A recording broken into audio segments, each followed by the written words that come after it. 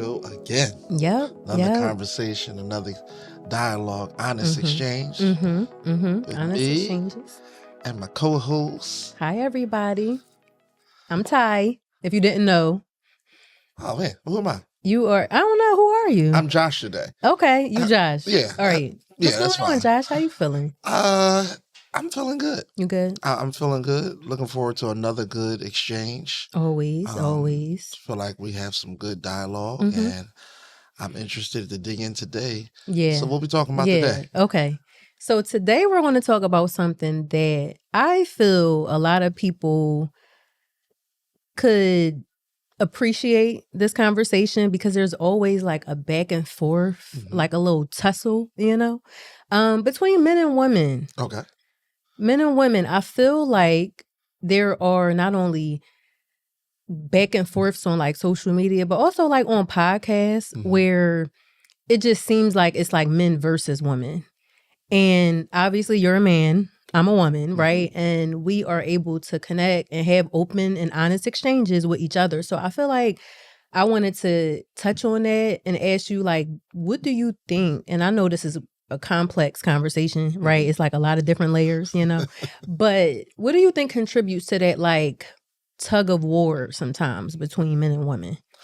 So I think, I don't know how long it's been, but I remember when I was younger, there was a book that came out called Men Are From Mars and Women Are From Venus. Yeah. I've never read that book. Neither. I've never read that book. I don't know what the context of the book is about, but I'm pretty sure that it feeds along the lines of how men operate versus how women operate. I think that unfortunately we live in a society that is so divisive that we consistently find these distinctives that we feel like we need to have, especially as it pertains to gender. And so, we grew up, women take care of the house, and men go out and make the money, and work in the labor field. And now, in 2025, the dynamic has flipped. It's different, yeah. So you have men who are being domesticated and women who are out in the workforce and have careers and things of that nature. So I think that it has been a society thing. I think that it has been an archaic mindset that still exists, right? But it has made progress and it has made strides. What do you think? So I definitely think that the gender roles play a part, and somewhere along the way, it kind of flipped because we're talking about men and women, but I think about masculinity and femininity, right? Like, so women can have some masculine traits, as we know, and men can have feminine traits. So masculinity and femininity, I don't think is exclusive to the gender, but it needs a healthy balance. I would hope that a man would act masculine and a woman would act feminine. You know what I'm trying to say? So I think that having a healthy balance of both, I think is necessary because they thrive off of each other. Feminine is more like free flowing, is more nurturing, is more like, I feel energy based, whereas the masculine is way more like logical, problem-oriented, solution-based. You know what I'm saying? So I feel like when you have the masculine who can get things done, that has a plan, know how to implement it, but then you bring in that feminine where like it now can just kind of see what feels right, not what always like looks right on paper or what seems to be right from like a logistical sense, but like more so, I know we thought that might work, but maybe we should try it this way. Like, I feel like it's needed. Like, both parts are needed. So I think that sometimes the men and women, like that, like tug of war that we're talking about sometimes stems from like, sometimes I feel it could be from women being a little too masculine and men being a little too feminine. I don't want to get in trouble. Right? It's okay because this is an honest exchange. True. So if you get in trouble, it's all right. We're going to get in good trouble though. Right. So I did call you John Lewis before. Yes, you did. Yeah, but so and again, it's not in a judgment kind of way or like a condescending. It's more so I just think sometimes us women, and I'm gonna say us, you know, I'm not gonna just say y'all, because you know, I feel like I'm a woman and I'm with my sisters, so I feel like sometimes we could be a little too masculine, not because that was our choice, but because we had to be. If there wasn't the man in the household, who's gonna go out there and make the money and take care of the kids and do all the nurturing? Like, we gotta do both. Now with men, I can't speak for y'all why some men have become more feminine, but I think that's just one tiny part of like why it seems like it's always a back and forth. Yeah. So let me say, I appreciate your explanation of masculinity and femininity and how we can possess both. Right. Because a lot of times the assumption is when a man is called feminine, then there's other connotations. Right. Right. He's weak and he's a punk, you know, and things of that nature. And when a woman is called masculine, you know, it has those kind of connotations with it, like, oh, I was watching a clip earlier and a couple were having a spat and the man took off his pants and threw them at the woman. And he said, here. And she said, I know you ain't think we about to do this while we have an argument. He said, no, I wasn't thinking about that. He said, but since you want to be the man and the woman in a relationship, here's the pants. And so having a balance is key. It's key, yeah. And knowing when to stand firm and know when to stand down. Right. And I think that is what a healthy balance looks like in an individual as it pertains to their engagement. I think that as a man, we're not necessarily taught to tap into our feminine side. Yeah. So we're taught strength. We're taught show up. We're taught protect and provide, you know. Those are the things that we're taught. And if we're not doing that, then we're not being the men who we're supposed to be. Yeah. And so we grow up with this thinking that this is what a man looks like. Yeah. And if you don't look like this, then you're not a man. Right. So don't cry. But I just fell off my bike. Right. Scrape my leg and I'm bleeding. But don't cry. Yeah. Get up. Yeah. You know, man up. How many times have we heard that? Man up. You know, and sometimes I'm thinking in my mind, like, it's men out here who are not manning up, but will tell their son, man up. Wow. So you got to be mindful that the very thing that you're saying do is the very thing that you're modeling, you know, in terms of what it means to man up.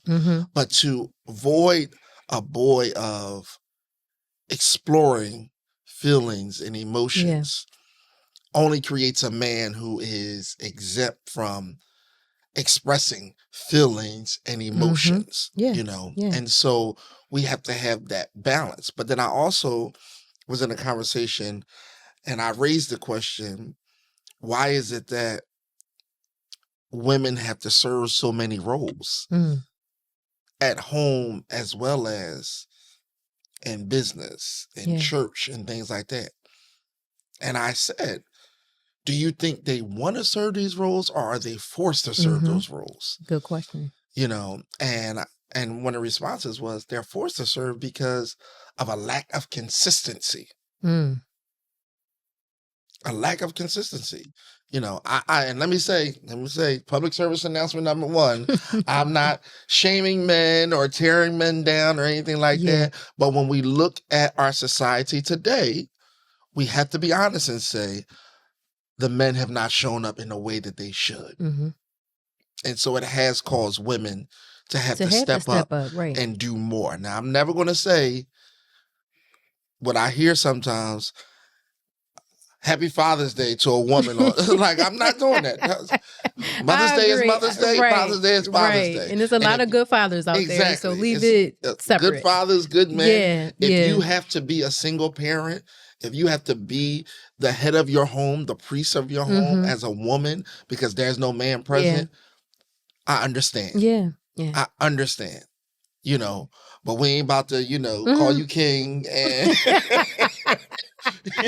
and crown you and all that stuff like that for doing for yourself. Yeah. Because I believe that is a part of being who we are. That we don't have a sense of dependency upon anybody else. Right. Yeah. Dependency and help are two different things. Right, exactly. And I mean, you said a lot of good stuff. And going back to the question you asked about, like, why are women taking on so many roles?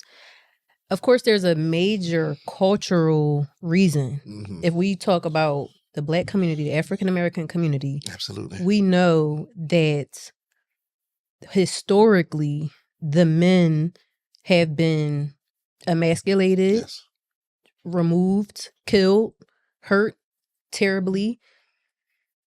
Even if we go past slavery, I mean, slavery is a conversation in itself, but if we go past slavery to now when Black people were free and at the point where they want to help from the government, the man couldn't be in the household for them to get the food stamps, the benefits, right?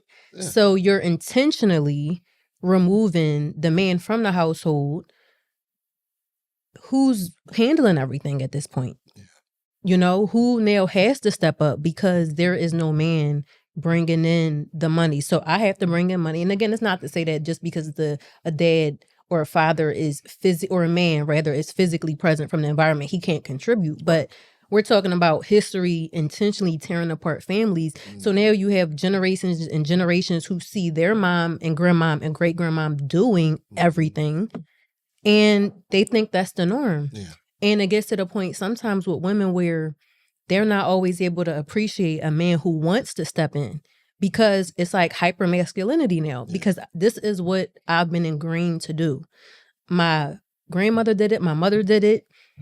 Her mother did it. Her grandmother did it. You know what I'm saying? And I think that as a woman, it's a legacy. Yeah. So as a woman, I feel like I'm not a woman if I don't do this. Wow.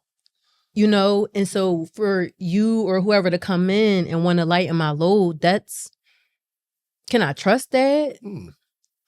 Am I comfortable with that? Am I safe with that? I haven't seen that. Wow. See, what? You struck me with that one because I never thought about it like that. If I don't do this as a woman, because this is what I seen my mother, my grandmother, my great mother, grandmother, sisters, aunts do, then I'm not being a woman. So I never thought about the pressure of being a woman who doesn't do what the other women in their lineage have done. So and then you hear it. I'm sorry to cut you off. Then you hearing it like, oh, you're not doing that. You're not doing this. And it's like, oh, you ain't cooking? You ain't washing clothes? Oh, you ain't. You sitting down? What you got a lot to do. You don't got no time to sit down. Wow. Like, I can't take a breather. Wow. I never thought about that. And I can imagine that is a great deal of pressure when it comes to wanting to be career oriented as opposed to being domesticated. Right. Like, what? You working 12-hour shifts, and not going to be home with your kids? Yeah. Well, who going to be home with them? They dad. Right. Who going to feed them? They dad. And I think that in our dispensation of time, we have created a dynamic that frees people up to be more properly placed in their roles. So I think, I use this as an example. If you're not good with finances as a woman and deadlines, should you be managing the bills? Good question. If you can't cook, should you be cooking? I mean, should you be cooking? If your spouse love you, they're gonna eat it and pray. Yeah. Through the night, right? But if it's not your giftedness. And so I think that one of the things that happens is dynamics is that we sometimes say, this is your role as a woman, this is your role as a man. And so fill in the blanks for your role. But what if I'm not good in my role? Right. What if I am the more domesticated one? What if I'm the better cleaner? I'm the better cooker. I'm the one who does better at washing clothes and things like that. What if I'm better with, linens and picking out things? You know what I mean? Like, does that mean that I am not showing up in my masculinity because I want the shower curtain to match the carpet and the cover that goes over the toilet seat, you know what I mean? Like, those types of things. And I think that we have to, number one, be more open-minded. Yeah. Yes, definitely. We have to be more open-minded to the fact that the way the dynamics of male versus female look then is not the way it looks now. We had to be open-minded to that. But I also think that we have to give ourselves grace to be our authentic selves. So I'm okay with, now let me say this. Picking the linens. Yeah. You don't mind picking out the linens? I'm okay with it. Like, honestly, like I bought this orange throw. And I've been trying to find some matching pillows. Is it burnt orange? Is it? It's a burnt orange. It's a burnt orange. I can see you with that. I put this orange throw because I feel like, this is my time of the year. Fall colors look good with my skin complexion and stuff like that. Season specific. Exactly. So, I was looking for some pillows to go on the couch and things like that. And I was just sitting there. I'm walking in Home Goods. You was excited. I was excited. You know what I mean? Like, I'll go to all the store, Burlington, Marshall, to find what I'm looking for. Did you get your tea first? Was it like, was it like a whole I always morning? go after I eat, so I can walk off those calories and stuff like that, Smart. But, I was just sitting there like, this is fun. Yeah, you enjoyed that. This is fun. Yeah. I like going to the supermarket. I put my headphones on and I go to the supermarket. Wow. And I will go multiple times in a week. You know what I mean? Oh, you just be, you I enjoy the market. Fresh. I enjoy walking around. I enjoy the space. You know what I mean? And I also feel like it creates encounters. It creates encounters, which sometimes is weird for me because I spend a lot of time alone as an introvert.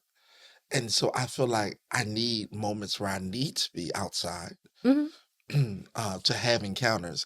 And every time I go into a store, God gives me an encounter. Yeah. I didn't ask for it. Right. But since I'm here.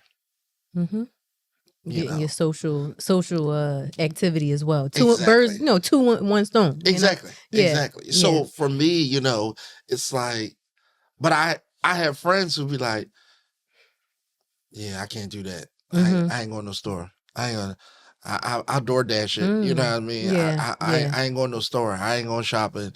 Like only place that I go straight in, get what I need and get out is the mall. Yeah. But other than that, when it comes to different stores like that, I will walk around. I will find little ins and outs and stuff like that. You know what I mean? Little knickknacks and things like that. And it's fun. It's fun. And I'm frugal. So I'm looking for a good deal. Is taking me out. I'm sorry. I had old parents. So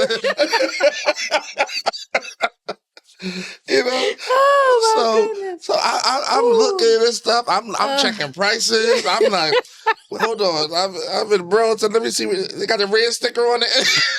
No, it's on clearance and sell. Like, I'm checking all these things out. Oh my goodness! You know what I mean? And I really enjoy it. Hey, listen. Wait a minute. How much did this ring up for? Because that's not what's on that screen. Got a little scratch on it. I need it. Exactly. So it's okay. Yeah. I like that. You. I really like that. Grace to be you. Yeah. You know what I mean? Yeah. And it doesn't make me any less of a man or weak. Right. I still know how to show up in strength. Yeah. I still know how to provide and protect. You know what I mean? So I really do think that we have to find more ways to just allow people to be okay with who they are. And I think their whole thing hilarious, but I really think that's important with men and women. Like, don't go into anything because it's always like relationship based, you know what I mean? So my thing is, don't go in. I feel like the smartest thing to do is to not go into anything expecting that because this is a man or a woman, they're supposed to be doing this or that. That's good. And judging them or now bad mouthing them or talking down to them because they're not the man or woman you want them to be or they should be. You know what I mean? And to your point, I totally agree with that. Like, I remember working at the hospital and there were a lot of women doctors who they worked and their husbands stayed home with the kids. And they obviously agreed to that because they felt like with childcare, the cost of childcare, it made sense for the dad to stay home. And that was something that I kind of had to, I guess, just hearing that for the first time, it was definitely like, wow, I didn't know people did that. And it was a certain race of people that did that, you know, where that was, and it was several doctors, you know what I'm saying? It wasn't like one, it was like a few who the wife was a doctor, she worked, she might have had to been on call, did a surgery, you know, delivering babies, whatever the case may be, and the father was home with the kids. And I remember that being like, wow, like, what if he genuinely enjoys being home with the kids? Yeah. Is he, again, less than a man because he likes being at home and changing the diapers and that works for their dynamic? Does she look at him different? Now, of course, I feel like it should never be where it's like looking down or again, emasculating a man because he is home. You know what I mean? I would think that hopefully that was a conversation that was had, like, well, what makes you happy versus what makes me happy? And it being like, okay, you're you, I'm me. We're giving each other what each other needs to feel their best selves and what works for our household. Because again, the husband could have very well been like, well, I'm not staying home with the kids. Like, I'm a man. You know what I'm saying? Now we're paying all this money for daycare. When let's just talk about what brings you joy. Like, you want to go to work? There's a lot of people that don't want to go to work. Men and women, right? Absolutely. What if the man want to stay home, get his little knickknacks, you know, go, you know, washing, drying, hanging up, folding, you know, doing the things having. I know I was being funny what you said. But like, what if he want to have dinner ready when she get home? You know what I'm saying? Like, absolutely. Why are we now thinking we have to feed into these gender roles? You're a man, I'm a woman. We're two different beings. We bring two different things to the table. But like you said, we live in a time where you got to do what work for you. Absolutely. What if there's plenty of men who's the better cook, and they don't. From what I've gathered, they're not looking at their wife like, why are you not cooking? You know what I'm saying? It's like, okay, I like to cook. I can cook. That's not your specialty. You're good at whatever else you're good at. So it's a yin and yang. It's a healthy balance. So I feel like sometimes, again, the conversation we're having about men and women, sometimes it's just due to like these unrealistic expectations. And like, who said that's how it had to be? Again, we know back in the day it was a different time and a different way of doing things, but we're not there anymore. We have choices and options. And we should want to be happy because I'm sure there were plenty of men and women back then that weren't happy with that arrangement. Absolutely. And probably would have been more beneficial if they had switched roles. Yeah.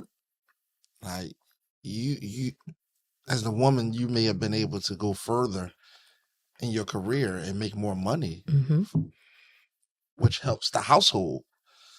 If I wasn't holding you down to making sure that when I came home, my dinner was ready and hot, you know, and the kids were, you know, had already did their homework and things of that nature. So I absolutely think that sometimes we deprive ourselves because we're trying to fit into molds that are useless. They are useless, and ultimately they will keep us in a space where we are just arrested. And You know, I feel like people are more open now, which is a good thing. Um, I think there's still a lot of room to go. Definitely. There's still a lot of room to go in terms of roles. I can't escape the conversation without mentioning the church. Mm-hmm. Because that is the place where I see still this battle with male versus female, yet females make up 90% of the church. Right. So what is the battle about exactly? The battle is about public service announcement number 2, lack of proper theology. Saying that women can't serve this role or serve that role. Okay. And so people don't have proper training to interpret the scriptures. And so they think that when King James wrote that version of the Bible, he was saying, this is for men and this is for women. And when you look at scripture through its original context in Hebrew and Greek, you will see that that's not it. You know, it's more to it. And so I think it's really important that we have an understanding that God wasn't concerned about male versus female. He said, I'm going to give you a help. And whatever God gives you to do, you just do it to the best of your ability. If it's lead, lead. I mean, there's some people who still say, well, I would say women's supposed to be seen and not heard. What? Right. I know women who can articulate better than men. You know, who can interpret scriptures better than men, who can lead better than men. You know, so are we really going to say, because you are not a man, you can't do this and you can't do that? And I know that I absolutely get in trouble with people based upon my perception, you know, about women in ministry, and what women can do. Like, I know my mother was not big on women wearing pants in church. But yeah, she wore pants to church.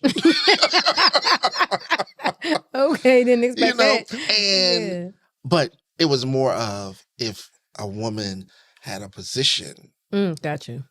Like wearing pants in the pulpit, that was a no-no. And it was through dialogue and conversation that I got her to open up her mindset about that. You know, I grew up in a church where in order for a woman to be in the pulpit, she had to have a head covering on. And so a lot of things that we have created have kind of been oppressive.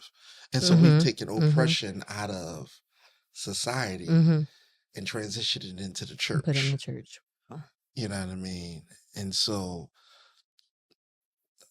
we just a different kind of master.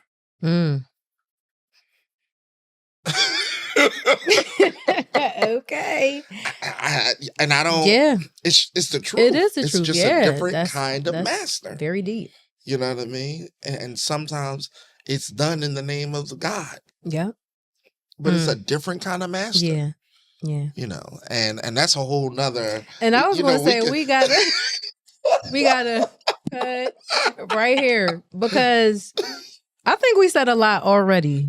Right? And this, we're going to have to come back to this. Absolutely. We got to come back. I totally agree. We come back because we talked about the cultural implications, talked about bringing religion and faith into it. We talked about society. We talked about upbringing, personal upbringing. So I would like men and women who are listening or even watching to understand that both genders, just because man, woman, that's, you know, a gender, they have something to offer. They have something to contribute.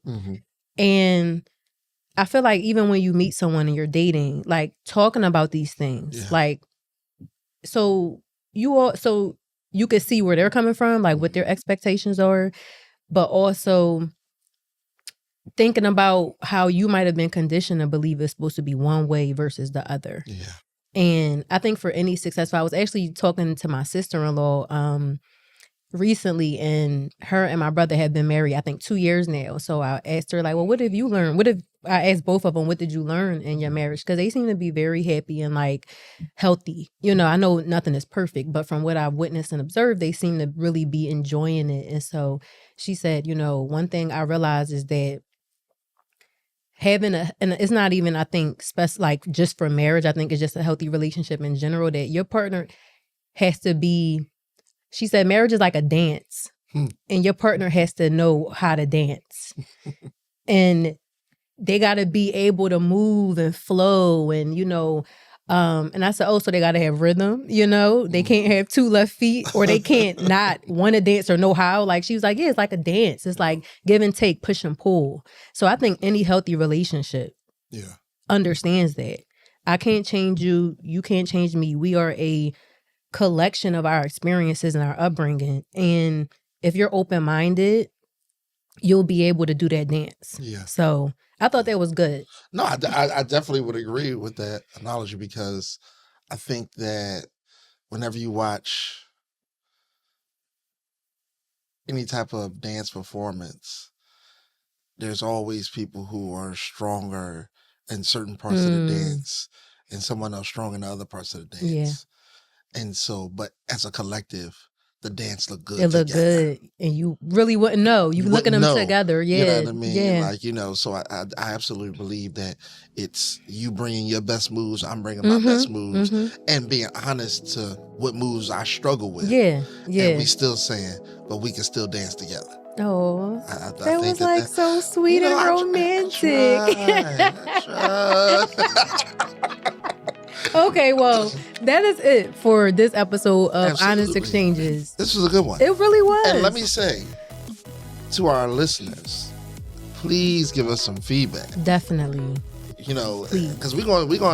This is not it. We're going to talk more about this subject. Yeah, and sure. give us some feedback. On this is one of those ones. Like, what y'all think? Yes, like, absolutely. Do y'all agree, disagree? What's your point of view? We're open. Yeah. You know, we want to have honest exchanges with y'all. Absolutely. Not just with each other, right? But we want to bring everybody else into this conversation. So I'll see you next time. I had enough of you for the day with the jokes and knickknacks and Ross. You get your Starbucks and then you go do your thing. So you know, I had enough of you today. If you in Burlington, see any knickknacks. All right, I'm gonna look. Clearance. Let me know. All right, I'll shoot you a text see if you want it. You know, and if I see something to match that throw, exactly, I got you. Please, I got you. All right. Well, yeah, I'll see you next time. All right. All right. Yeah. Bye.